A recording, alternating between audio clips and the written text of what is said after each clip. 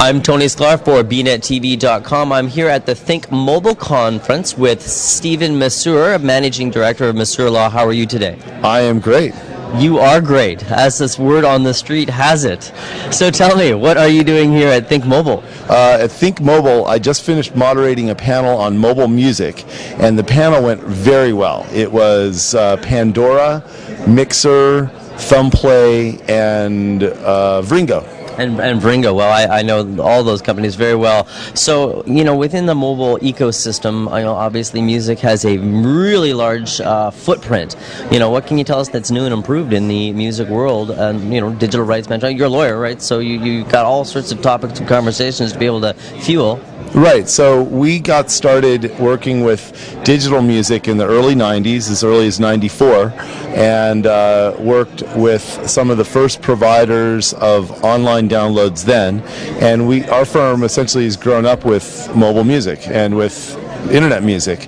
And what's new now, everyone knows about the problems digital and mobile and internet music have had.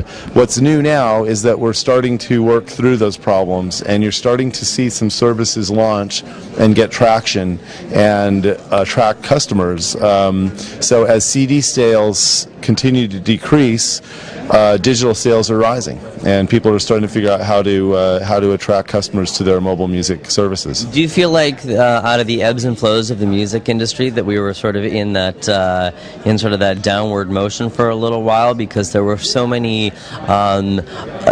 different outlets for young musicians to rise to even the platinum level at a very rapid pace without even being signed to a label?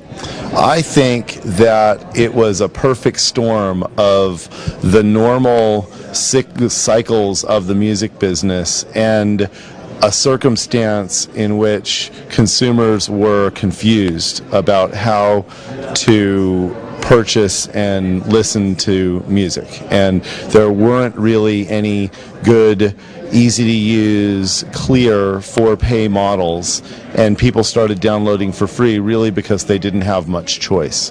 And now things are starting to normalize somewhat, and new services are starting. So it's a little of everything that you've said.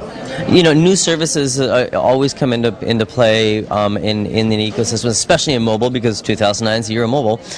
So they say, right? Every year is the year of mobile. But listen, we're always seeing these new services and new services. What are we going to see that's new in music that we haven't seen in the past, that's going to be engaging and immersive for the user to use and the companies to monetize?